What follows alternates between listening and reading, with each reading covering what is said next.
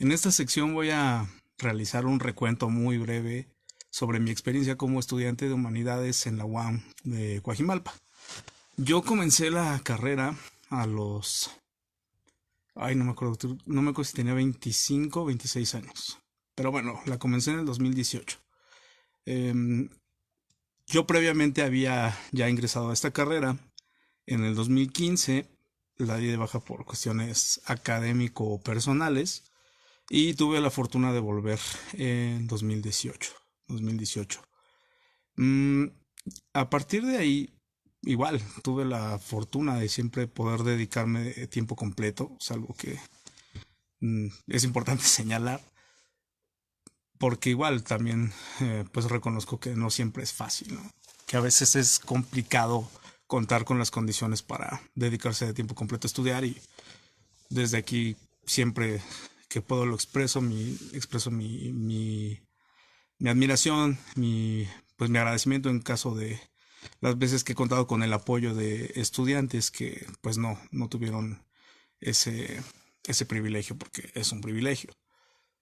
Pero a fin de cuentas, bueno, pues entré a la UAM Coajimalpa haciendo nuevamente el examen de ingreso y bueno, en esta sesión breve quiero mencionar a muy grandes rasgos de qué va el plan de estudios de la carrera.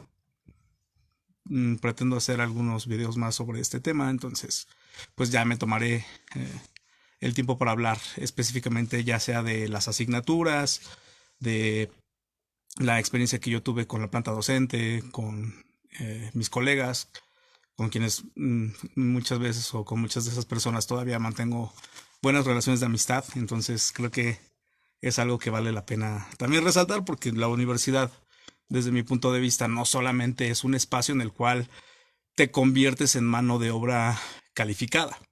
La universidad es mucho más. Desde mi punto de vista, la universidad es un espacio de apropiación. Creo que eso es lo más importante. Y a lo mejor puede sonar un poco simple, pero yo creo que vale mucho la pena retomar ese concepto.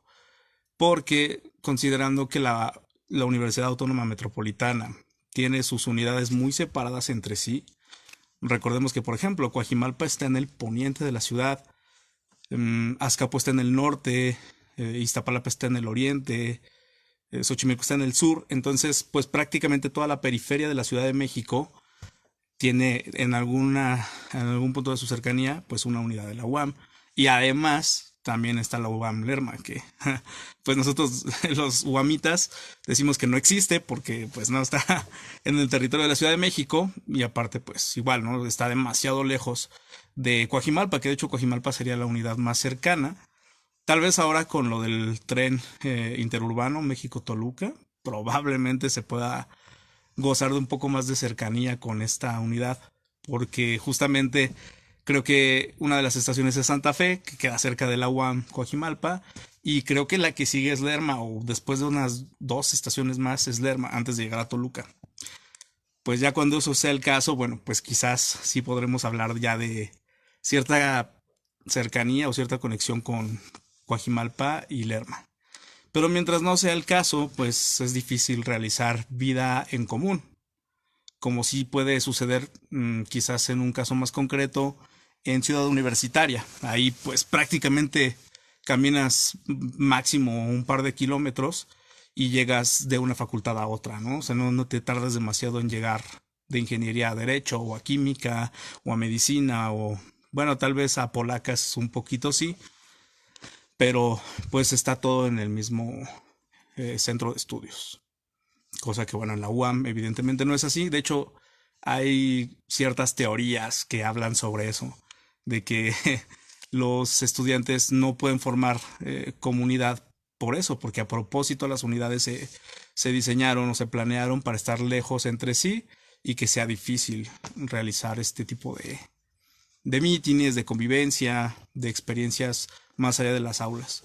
De hecho, una vez nada más tuve la oportunidad de asistir a la UAM Iztapalapa, que de hecho está al otro lado de la Ciudad de México, desde Coajimalpa.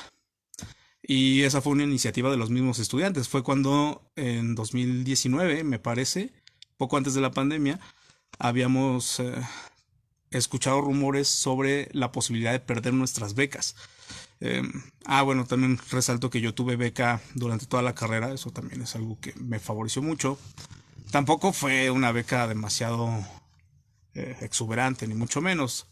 Fue la beca de manutención, que, bueno, creo que en su momento era como de 850 mensuales. Y la pude combinar poco tiempo después con la de transporte, que esa creo que también eran 850 mensuales o algo así. No era demasiado, pero bueno, al menos para el Ecobús, que era el medio de transporte que yo utilizaba con más frecuencia, que me llevaba desde Magdalena Contreras, donde yo vivo, hasta Coajimalpa, bueno, pues más o menos, ¿no? Mm, Bueno, fuera de eso, y retomando lo de la iniciativa para ir de Coajimalpa a Iztapalapa, pues no fue por parte de las autoridades ni nada. De hecho, afuera de la UAM Coajimalpa está una eh, unidad o una base de camiones que va para Tacubaya y le pagamos cierta cantidad de dinero al chofer que estaba ahí en turno. Le dijimos, oye, ¿sabes qué? Pues cuánto nos cobras por llevarnos hasta la UAM Iztapalapa, ¿no? Pues les cobro tanto, ya le pagamos y nos fuimos y ya tuvimos un meeting ahí sobre las becas. Pero vamos, aunque fue un viaje sin escalas, pues tuvimos que atravesar toda la Ciudad de México para llegar a Iztapalapa y también de regreso, ¿no? Entonces, pues es difícil realizar vida estudiantil, sobre todo también considerando que Coajimalpa solo cuenta con turno matutino. La UAM Coajimalpa solo tiene turno matutino, entonces, pues es difícil también generar vida incluso dentro de las instalaciones. Porque a las 4 de la tarde, por ejemplo, pues ya prácticamente no hay clases. Si hay actividades, por ejemplo, yo asisto regularmente al gimnasio de spinning, que bueno, ya ese gimnasio se unió con el de halterofilia, entonces, y el de yoga, y bueno, todos estamos juntos en el mismo gimnasio. Entonces, actividades deportivas se realizan en la tarde, mayoritariamente, o creo que totalmente. Hay, creo que taller de guitarra, hay teatro, hay muchas actividades extracurriculares. Por ejemplo, hay un cineclub, y bueno, muchas otras cosas de las cuales también hablaré en su momento. Pero pues resalto que la UAM Coajimalpa específicamente solo tiene turno matutino en torno a sus clases. Bueno, esto lo digo desde mi perspectiva como estudiante de humanidades. No sé cómo sean otras asignaturas de otras carreras. También tuve un brevísimo paso en la carrera de matemáticas aplicadas, y ahí, pues, a diferencia de humanidades, que en humanidades solamente tenemos clases de lunes a jueves, porque así están acomodados los horarios, son clases unas son lunes y miércoles y las otras son martes y jueves, casi todas son de 2 horas. Y bueno, se distribuye un poco distinto en mates aplicadas. Y creo que en todas las carreras también hay que ir los viernes. Pero bueno, esa es creo que una de las grandes ventajas de estudiar humanidades en la UAM Coajimalpa. No sé cómo sea estudiar una carrera que lleve humanidades en otra unidad de la UAM. Por ejemplo, no sé, letras hispánicas, historia, literatura. Bueno, no sé si tengan como tal literatura, creo que es más bien así letras. En Azcapo o en Iztapalapa o en Lerma, si es que hay, o en Xochimilco, ¿no? Pero bueno, es un poco como señalar, ¿no? Que también ese fue un parteaguas en mi vida social y académica. Tuve también la posibilidad de justo aprovechar que los viernes no habían clases para hacer otras cosas. Yo durante toda la carrera y de hecho desde mucho antes de entrar a la UAM Coajimalpa me he dedicado a dar clases de matemáticas como freelancer, no a contrato, sino simplemente pues, de manera, digamos, irregular. Aunque a veces sí he tenido incluso que facturar, pero bueno, eso igual lo dejo para otro tema. Pero bueno, gracias a eso también pues pude solventar un poco los gastos básicos, ¿no? Reitero, siempre tuve la posibilidad de dedicarme de tiempo completo a mis estudios, pero pues igual para tener algún ingreso adicional y aprovechando también que tengo una formación adicional universitaria, que en este caso es ingeniería. eh, Soy inicialmente formado en la Facultad de Ingeniería de la UNAM como ingeniero eléctrico electrónico. Entonces, gracias a esa formación, pues yo siempre he tenido la posibilidad de impartir clases de matemáticas, de física, de química. Y bueno, durante toda la carrera me pude ayudar a solventar ciertos gastos. Lo pongo en este sentido también para las próximas sesiones que llegue a hablar sobre esto, pues quede como de manifiesto, ¿no? Pero bueno, ahora sí ya aterrizando, porque tampoco me quiero explayar demasiado, el plan de estudios de la carrera en humanidades se divide en tres grandes pilares. El primero, que es en el cual yo digamos que estoy un poco más adscrito o un poco más inclinado, es el de arte y literatura. En esta rama principal de las tres, bueno, se aborda desde arte y literatura antigua y medieval, arte y literatura moderna, siglos XVI a XVIII, luego arte, no, bueno, arte y literatura, sí, modernas XVI al XVIII, luego arte y literatura medieval del XIX y después arte y literatura contemporánea. Esas son como las cuatro grandes asignaturas de arte y literatura. Y ya después, al final de la carrera, tú puedes decidir, bueno, si te vas a esa rama de arte y literatura, meter más asignaturas, ¿no? Arte y literatura mexicana, arte y literatura latinoamericana, temas selectos de arte y literatura, etc. Y la dinámica en historia y filosofía es prácticamente la misma. En ambas, en historia y filosofía, llevas la primera rama, que es antigua y medieval, después moderna, siglo XVIII, no, XVI a XVIII, luego siglo XIX, que sigue siendo moderna, historia y filosofía moderna, siglo XIX, y ya después historia y filosofía contemporánea. También un punto que me parece interesante es que la formación de la carrera de humanidades incluye llevar esa misma dinámica en el tiempo en torno a la historia de México. O bueno, vamos a decirlo así, en torno a estudios mexicanos.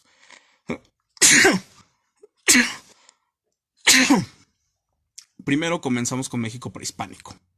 Depende obviamente de la formación que tenga el profe que dé esa clase. Yo, por ejemplo, lo llevé con la doctora Miruna Achim, a quien le agradezco encarecidamente los viajes que realizamos con ella. Que, por ejemplo, visitamos sitios arqueológicos como Tenochtitlan, bueno, el Templo Mayor, Teotihuacán, Cantona, Xochicalco, varios más. Y también visitamos las salas del Museo de Chapultepec, Museo Nacional de Antropología. Sí, porque no es de antropología e historia.